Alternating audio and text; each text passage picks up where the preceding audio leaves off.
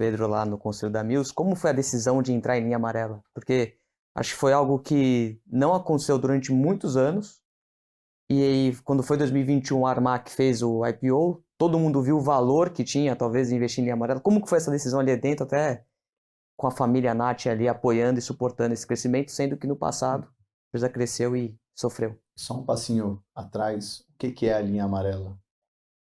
Se quiser explicar você, Mate, que já tá. Não, a linha amarela, a gente fala lá em São Paulo, quando a gente passa pela Marginal, tem diversos tratores, retroescavadeiras, então são máquinas para trabalho pesado, né? Diferentemente de plataformas elevatórias, onde você faz o trabalho, é o meio para você fazer algum trabalho, né? Então você vai limpar um prédio, vai fazer alguma manutenção, você usa a máquina para te levar naquela altura e você de fato faz alguma coisa. A linha amarela é uma máquina que deprecia mais rápido, que fica ligado 24 horas ali por dia, se você está no agro, por exemplo. E então, acho que é mais ligada a obras de infraestrutura, mais ligada ao agro e máquinas que depreciam mais. Mas é um setor muito maior do que o de plataformas elevatórias, né? Acho que é 20 vezes maior do que o de plataformas, que a Mills entrou muito recentemente ali com a Triengion, né? Como que foi essa decisão? É uma decisão que demorou pouco mais de um ano para amadurecer. A Mills ela tinha, até 2, 3 anos atrás, a divisão de equipamentos leves, que são as plataformas aéreas, onde a Mills domina o mercado. A gente tem 25% de market share, o segundo player tem 7%, alguma coisa nessa ordem de grandeza. E a gente tem uma capilaridade muito grande, porque a Mills tem filiais em praticamente todos os estados brasileiros, são 52 filiais hoje. Então a gente consegue atender os clientes, as obras, os clientes industriais em todo o país. Então a gente fez um estudo profundo, com a ajuda inclusive de uma consultoria, para mapear possíveis avenidas de crescimento, na medida em que a gente já é dominante no mercado de leves, então é muito mais uma questão de manter essa posição de dominância nos próximos anos. O mercado de infraestrutura, que é o nosso outro business, que está indo muito bem, mas não é um mercado que tem muita oportunidade de investimento também, a gente já está meio que do tamanho que dá para ter nesse mercado. Então, que mercado adjacente ao nosso, onde a gente tenha vantagem competitiva, onde a gente tenha, os consultores adoram essa palavra right to win, né? Quer dizer, você tem atributos que te permitem vencer naquele mercado. Então vamos analisar alguns mercados. A gente analisou o mercado de linha amarela, a gente analisou o mercado de empilhadeiras, a gente analisou o mercado de máquinas agrícolas, a gente analisou o mercado de caminhões, nesse primeiro grande exercício. Mercado de linha amarela, eu cresci na News ouvindo que esse mercado era um mercado muito difícil. E era muito difícil, até 2014, 15. Por que ele era um mercado muito difícil? Porque todas essas grandes máquinas, a linha amarela basicamente é para movimentar terra. Então tem que fazer uma hidrelétrica no meio da floresta. Você vai ter que, né, fazer uma movimentação de terra, terraplanagem grande, etc. Máquinas mais complexas, mais pesadas. Mas antigamente, as grandes empreiteiras brasileiras, que tinham muitas obras de longo prazo, elas eram donas das máquinas de linha amarela, elas não alugavam. Porque você vai fazer uma hidrelétrica lá de Giral, Santo Antônio, é uma obra de 5 anos. Então vale a pena você comprar a máquina. É uma máquina que demanda, e era uma obra que demandava muitas máquinas. Então você não tinha um mercado de aluguel muito desenvolvido no Brasil. Embora no mundo inteiro, quando a gente olhava, o Brasil era o bicho esquisito, né? Porque no mundo inteiro você tem as empresas de rental e as construtoras elas alugam das empresas de rental e focam mais nos projetos, né, na orçamentação, na parte mais asset-light da coisa. Só que com a Lava Jato e com a quebradeira das empreiteiras brasileiras, uma das maneiras que elas encontraram para fazer caixa foi exportando todas as máquinas que elas tinham. Então não fazia sentido, com o estresse de balanço que elas estavam, ter aquelas máquinas todas de linha amarela.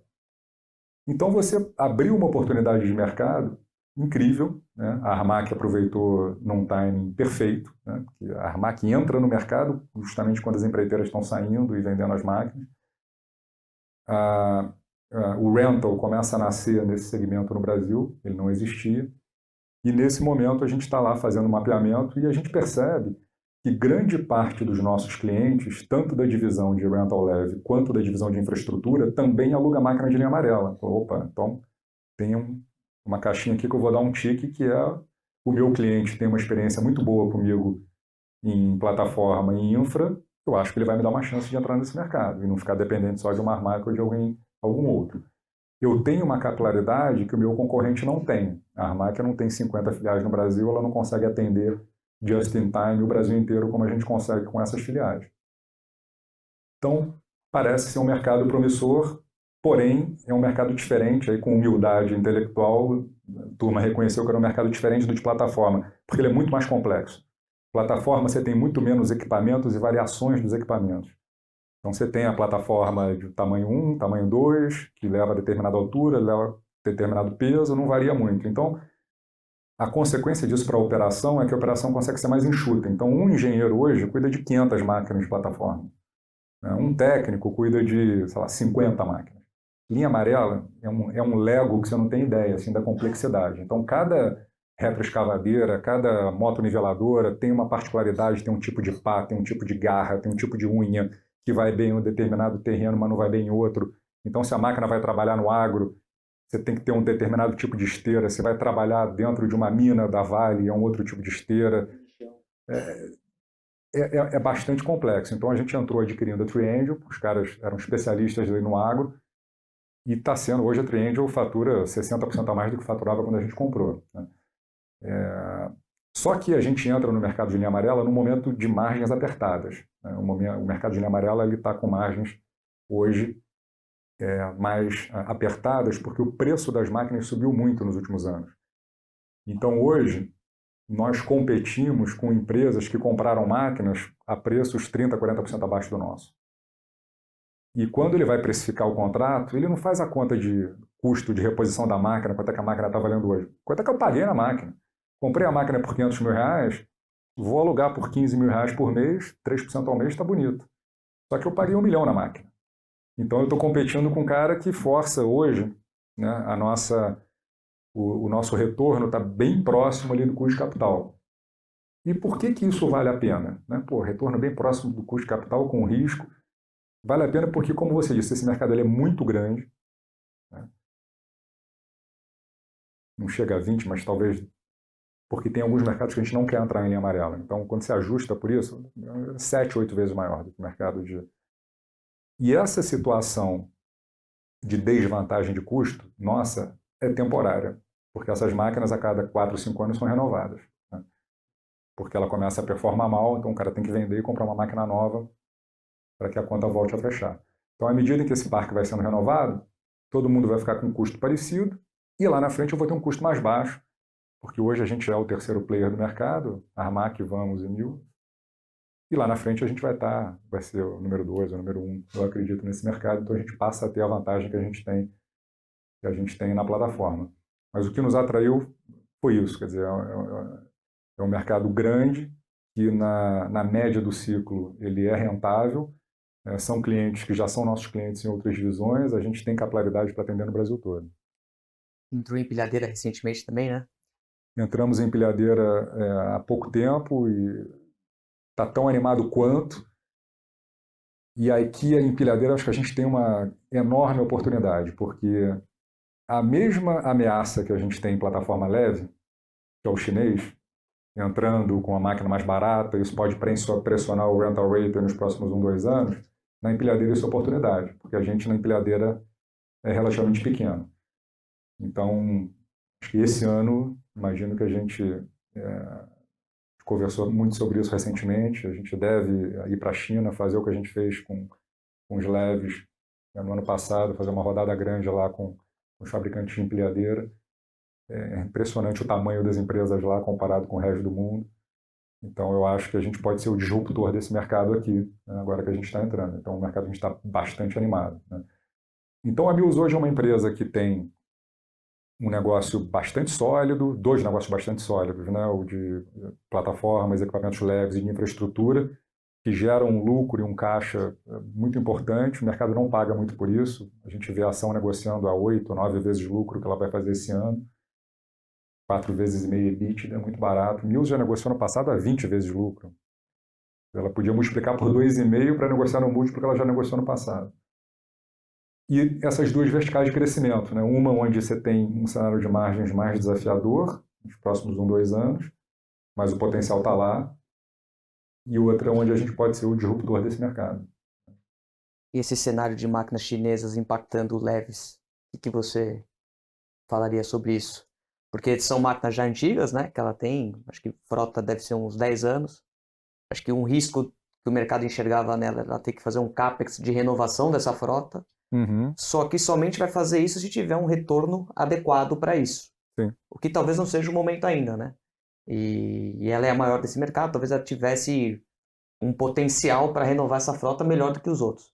Só que com essas frotas chinesas, acho que o Cari até falou que esse ano vocês só compraram, né? A gente só comprou máquina chinesa. Qual o risco que você enxerga para esse negócio que vai bem?